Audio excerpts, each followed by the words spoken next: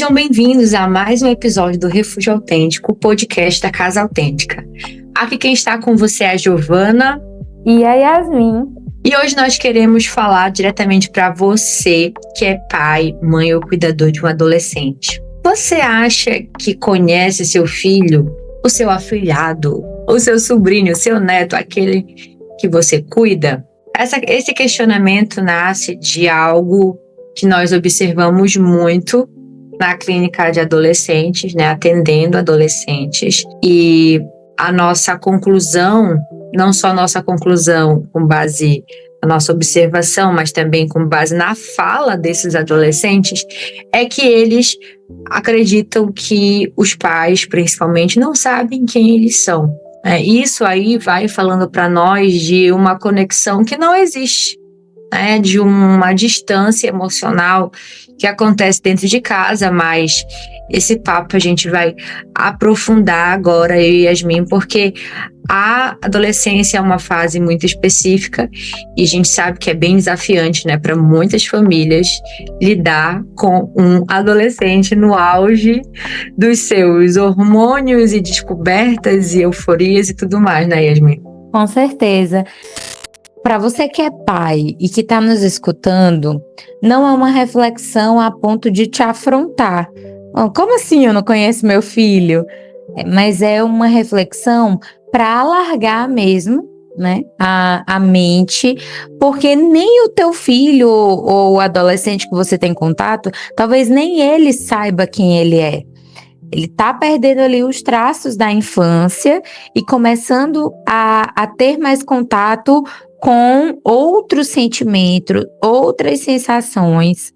E uma das coisas que é muito forte, que a gente vai aprofundar nesse episódio, é que é uma fase que a gente já passou. Então, muitas vezes isso pode ser extremamente benéfico, né? A gente consegue ter uma empatia, consegue ter uma aproximação, mas isso também pode distanciar você do seu filho, porque você já passou por essa situação. Então, você sabe qual vai ser o resultado. Ele não. Sim. E a primeira pergunta que eu já quero te fazer, no caso, você que está nos ouvindo, é: como foi a sua adolescência? Como era a relação que você tinha com os seus pais na adolescência? Você se sentia ouvido? Você se sentia validado? Foi uma experiência assim maravilhosa, onde os seus pais eles apoiavam e embarcavam, né? Como quem te vê dirigindo um carro ali na autoescola, mas assim tá pronto para intervir caso aconteça algo. Ou os teus pais eram aqueles pais que te largaram na vida mesmo, você foi vivendo as suas aventuras sozinho, né? Sem aquele suporte, sem ter para quem recorrer. Ou então você não podia viver nada porque os seus pais não te davam 1 centímetro de autonomia, né? Então eu queria que você refletisse nesse primeiro período, nesse primeiro tempo, como foi para você viver a adolescência. Yasmin, esse é um ponto bem interessante porque, dependendo da geração, isso é mais forte, né? No sentido de descobrir tudo largado, né? Ser criado na rua, não sei se na tua cidade fala assim, mas a gente acompanha pessoas, né, que, por exemplo, mulheres que não foi nem em casa que tiveram um básico, por exemplo, uma orientação sobre menstruação, sobre vida sexual, cara. E nós estamos no século XXI, nós somos novas e a gente escuta, né, esse tipo de coisa. Outra reflexão muito pertinente é: o que hoje você está evitando falar com seu filho ou com o adolescente que você tem contato? Por aquele pensamento de que, não, é uma fase muito rebelde, ou eu posso instigar alguma coisa, ele pode achar que eu estou sendo conivente com alguma coisa, né? O que eu percebo também, Gil, é que muitas vezes essa educação, né, esse contato largado dos pais, ele parte de um medo de tocar em assuntos que são extremamente delicados. Mas partindo um pouquinho para como isso pode acontecer, acho que um dos primeiros entendimentos é que, e a neurociência fala disso, é a questão da própria formação do cérebro do adolescente, né? Ele passa por essa grande reorganização no período, então os sistemas emocionais, né? O sistema límbico, que ele é responsável pelas emoções, pelas memórias, pelas sensações, está amadurecendo ainda, né? Isso significa que que o adolescente sente tudo com muita intensidade. Mesmo que você, pai, diga o resultado da situação, né? Mesmo que você busque ali, eu já passei por isso, então vai dar nisso. Mas o teu filho, o adolescente que você acompanha, está sentindo a uma proporção que você não consegue medir. Tenho dito assim, sobre os sentimentos e emoções. Nem nós, psicólogos, que lidamos profundamente com as sensações da outra pessoa, conseguimos medir a forma com que ela sente. Imagina muitas vezes relações que existem algumas barreiras, onde a pessoa não se sente tão confortável, tão confiante para expressar o que realmente é.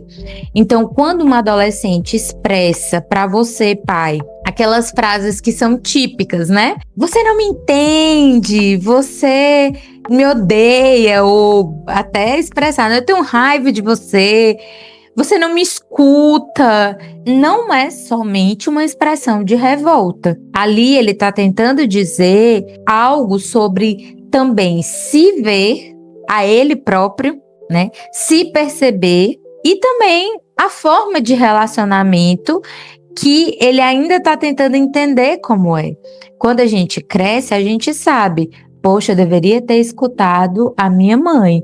Mas a gente pensa isso com a cabeça que a gente tem lá na frente, né? Porque quando a gente é adolescente, tem muita coisa que faz sentido ali, naquele momento. E realmente o que os pais falam não é que não é levado a sério, mas entram nessa dinâmica que também é neurológica, né? Que é biológica, de você discernir, de você entender o que é o real mesmo, ou que é a tua experiência ali, né, dentro da visão do adolescente. Então, quando o adolescente diz que não se sente visto pelos pais, eles muitas vezes estão dizendo, pai, me ajuda a entender quem eu sou, eu não sei o que está acontecendo comigo.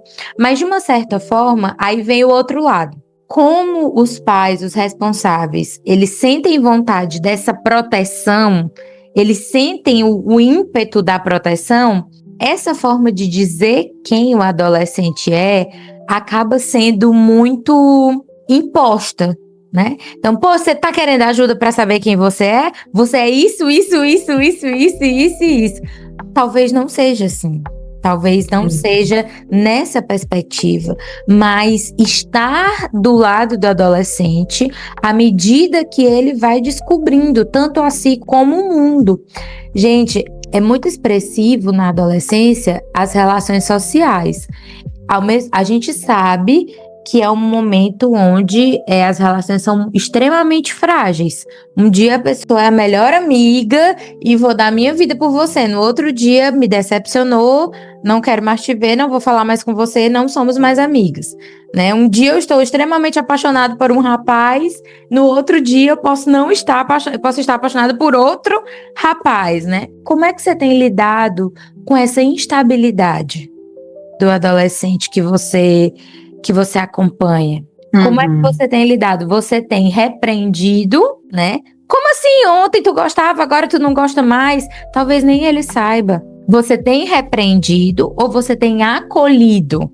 Você tem se cansado dessa instabilidade? Porque a gente se cansa. Nós adultos, quando eu vejo que uma pessoa tá bem aqui de boa comigo e na outra hora ela já não tá, eu falo, não. Pelo amor de Deus. A gente já parte logo pro caso da imaturidade, né? Mas, cara, nem quando a gente é adulto, talvez seja imaturidade do outro, só como o outro sentiu diferente. Imagina dentro da adolescência. Ele também, dentro da conjuntura social, ele é muito ligado à tendência, né? Ao que o outro faz. Então se o descolado faz isso, eu vou fazer também. Para que eu não seja não aceito, para que eu não seja excluído, para que eu não seja motivo de piada e por aí vai. E aí é por isso também que a gente fala muito de autoestima na adolescência, né? Porque se o adolescente tem uma autoestima saudável, ele não vai ser desse tipo de moda, ele vai começar a entender quem ele é, e se a moda é usar branco e ele gosta de colorido, problema, indiferente. Mas sabe, Yasmin, tu foste falando isso, e com relação a essa pergunta, né, os meus pais não me conhecem, eu penso muito na questão de que é uma grande saída de si você de 30, 40, 50 anos se interessar pelos assuntos de um adolescente, né? Eu sempre converso isso com as pessoas que eu acompanho, né, na educação positiva, faço aconselhamento parental.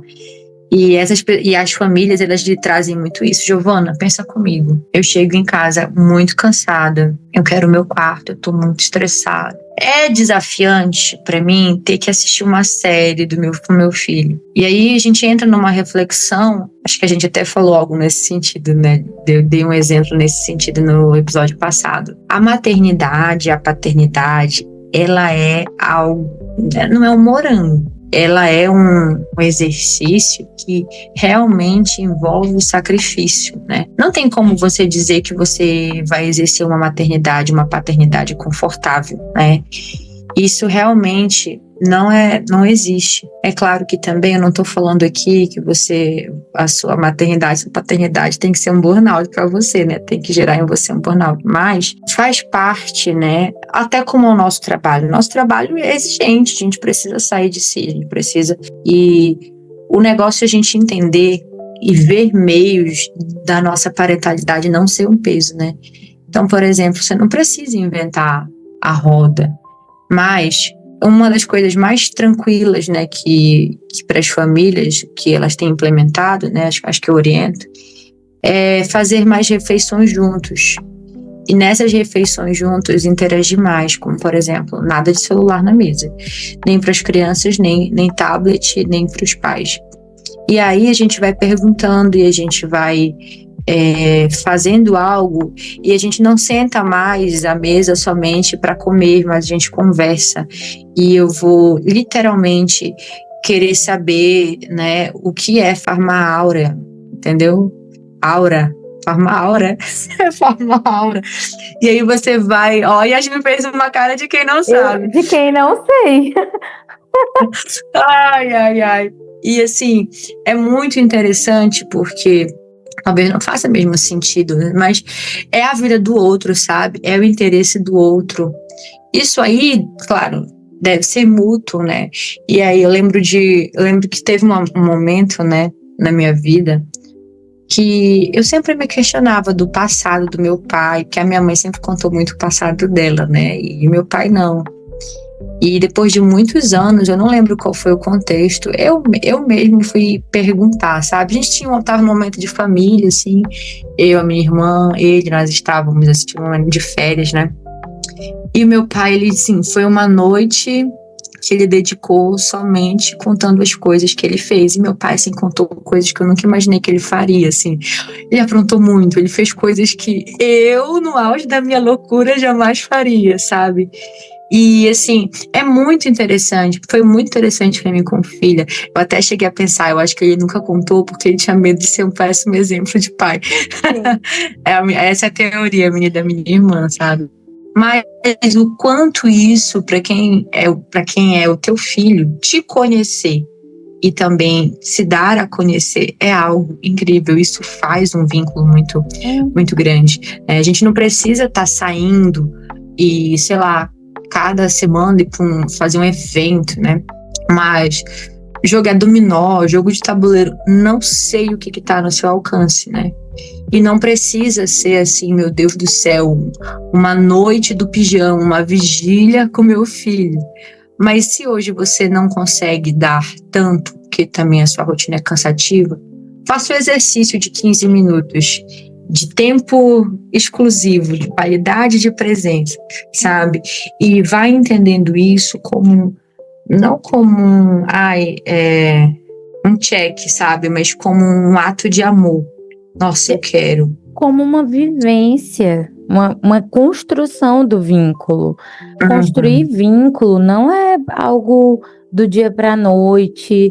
Construir confiança não é algo do dia para a noite.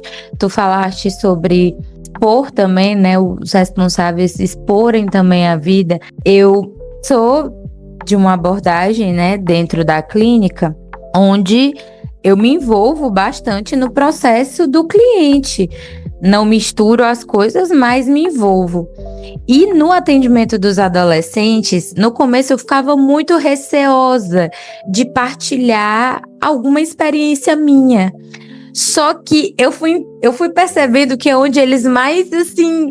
Nossa, é aí que parece que eles acordam e eles se interessam. Então, você que é pai, como é que você está construindo essa capacidade de discernimento no teu filho? É através de exemplos extremamente distantes de vocês ou da tua própria vivência?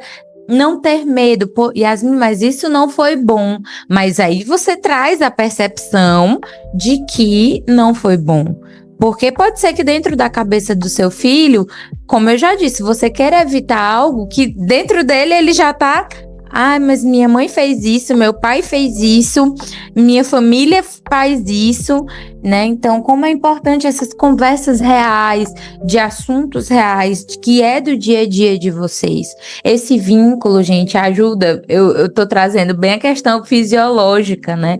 Mas esses vínculos, eles ajudam e o cérebro, ele reage de forma positiva quando a pessoa se sente escutada verdadeiramente. Outro questionamento, outra reflexão. Você está escutando o seu filho ou você está só ouvindo para você dar uma resposta ou uma orientação?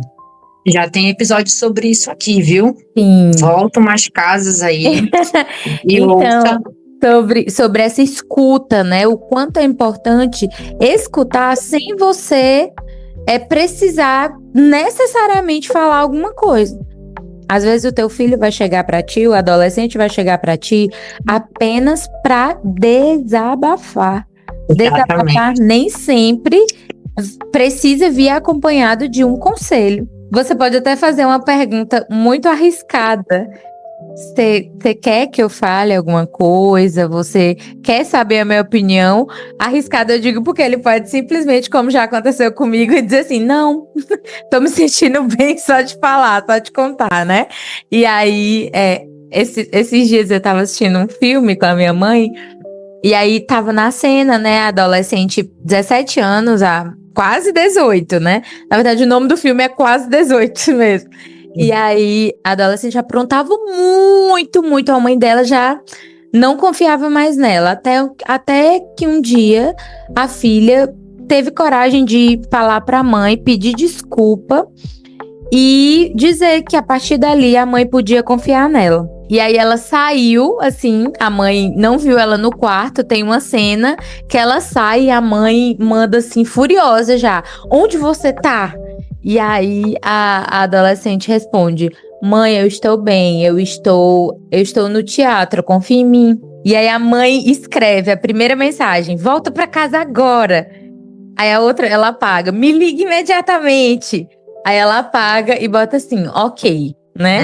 Então eu fiquei, caramba, que experiência difícil pros pais. Eu olhei pra minha mãe e falei assim, nossa mãe, ser pai é difícil, ser mãe é difícil, né? Mas porque exige, né, gente? Não tem como. Exige. Chega um momento em que você toca em algo que você tem que interferir e orientar diretamente, mas em outros momentos não. Muitas vezes você precisa, ai não, mas eu dou conta de marido, de trabalho e eu ainda não tenho tua ajuda. Será que você já falou isso pro seu filho, pro adolescente que você acompanha? Mas até que ponto ele pode te ajudar a resolver coisas que são responsabilidades suas, né? Então, essa reflexão também que acaba exigindo, né? E aí, gente, aqui eu quero fazer um convite, assim, de cuidado pra gente não banalizar a questão da adolescência ser uma fase difícil. Porque a gente banaliza, né? É a fase da aborrecência. Essa Ok. tá naquela fase, fala de maneira, muitas vezes, pejorativa. Pejorativo. Mas é uma fase base, né? Eu hoje tenho traumas na minha vida que eu já faço 15 anos de terapia e ainda não superei que aconteceram na minha adolescência. Na forma com que eu estive e meus pais extremamente do meu lado, mas não puderam controlar que aquilo fosse um trauma. Né, me orientavam, Yasmin, isso não vai dar certo, me proibiam de fazer, né, as coisas, me proibiam, me trancavam, desligava a internet, tomava tudo, mas ainda assim era meu trauma, é meu trauma, né, e ainda hoje às vezes eu chamo minha mãe para conversar e dizer, mãe, sabe aquilo que eu passei com 15 anos de idade, ainda hoje eu sinto.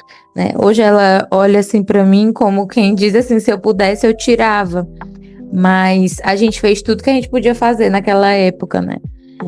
Mas como é muito forte isso também, né? Dessa sensação, né? De você que é pai, de tentar, né? De viver as tentativas para entender o seu filho e muitas vezes não chegar naquele ponto que o teu filho se sente confortável. Mas não deixe de tentar. Não deixe de ser quem você acredita que você precisa ser para que ele se sinta acolhido, se sinta escutado, se sinta compreendido de alguma forma. Mesmo que você não aceite, né? Não entenda, mas acolher. Existem vários assuntos que podemos até continuar, quem sabe em outro episódio, Yasmin, mas pontos que você foi falando, como é que eu confio no meu filho depois que ele me aprontou todas, né? Como essa questão da experiência, né? Porque realmente tem coisas, queridos e queridas, que o adolescente ele vai querer experimentar e é importante que ele experimente, né? Então você falou, mas tipo assim, indiferente, eu quero ter a minha experiência. Eu quero quebrar a minha cara, mas eu quero viver, né? E a adolescência tem esse negócio é um fogo, né? De um desejo tão grande de viver, né? De ter experiências que muitas vezes os nossos conselhos por si só eles não são suficientes. A pessoa não tem essa abertura, né? E o mais importante em tudo isso aqui, voltando àquela questão, né? Quem é o seu filho? Né? Ele está descobrindo, como a Yasmin falou, ele está em processo de construção, ele já tem algumas coisas construídas, mas outras estão em processo de discernimento, de maturidade, né? De maturação. Ainda não escolheu a profissão, ainda não escolheu muita coisa, está descobrindo. Então, o que você pode fazer, né? Eu sempre digo, deixar com que esse filho se manifeste como ele é, na sua autenticidade. Acolher mesmo, né? Nossa, meu filho gosta de K-pop, eu acho isso, assim, desnecessário, sabe? Eu já escutei isso tantas vezes, né? Meu filho gosta muito de super-herói, isso eu acho que tudo tem limite, isso é coisa de criança, é colecionador, enfim. Mas deixa o teu filho, primeiro, ser adolescente, não cobra a maturidade de alguém que não tá nem com o cérebro totalmente desenvolvido, sabe? Deixa, é o tempo dele ser imaturo mesmo, porque é quem ele é. Às vezes a gente cobra do adolescente uma maturidade que ele só vai ter biologicamente aos 27 anos, porque quando essa parte, né, vai ser desenvolvida mesmo. Então, você está perdendo tempo esperando uma maturidade do seu filho. Ele não vai amadurecer porque não é natural, não está no tempo. Então, permita que ele seja quem ele é e assim ele não vai precisar nem se esconder de você, porque às vezes ele vai se esconder sabendo que a versão dele de verdade não te agrada. Então, ele vai omitir, né? Vai preferir ficar só do que ter conflitos, né? Mas permite, né, vai te abrindo. Até porque você também já passou. Tentar pensar assim, o que eu gostaria de ter na minha adolescência? Que tipo de paz eu gostaria de ter?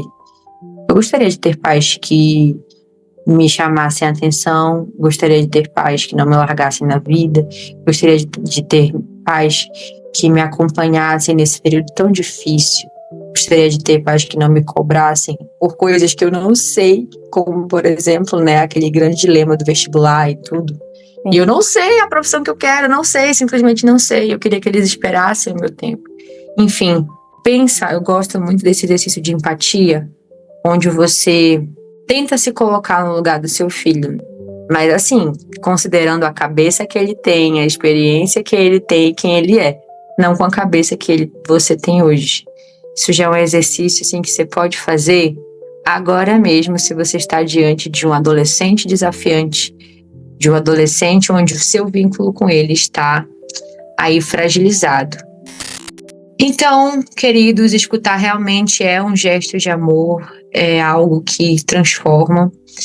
Digo mesmo para muitos pais, isso é o que resolve. Estou falando, metendo a minha mão no fogo, né? Pela escuta, eu acredito muito nisso. Existem coisas que não vão se resolver na terapia, vão se resolver dentro de casa, quando a conexão voltar, quando a relação de vocês melhorar. Cara, isso é muito belo e custa muito pouco, né? No sentido financeiro não custa nada, no sentido emocional pode custar mais. Mas eu quero deixar essa mensagem para você que é pai, para você que é mãe, assim, entender, abraçar você e dizer assim, cara, realmente o que você vive não é fácil, mas é possível. E se você desejar do nosso acompanhamento, do acompanhamento da Casa Autêntica, se você vive desafios na sua parentalidade, na sua maternidade, na sua paternidade, entre em contato com a gente. Ouça também os outros episódios do Refúgio Autêntico, que é voltado para adolescência e infância. E entre em contato com a gente pelo direct, né, lá pelo Instagram ou por aqui mesmo, fica à vontade. E nós nos encontramos na próxima quarta-feira, ao meio-dia. Um beijo, até a próxima. Tchau, gente, até mais. Os casos citados neste episódio são inspirados em atendimentos clínicos reais, mas os dados foram modificados para garantir o sigilo e a privacidade das pessoas envolvidas, em conformidade com o Código de Ética da Psicologia.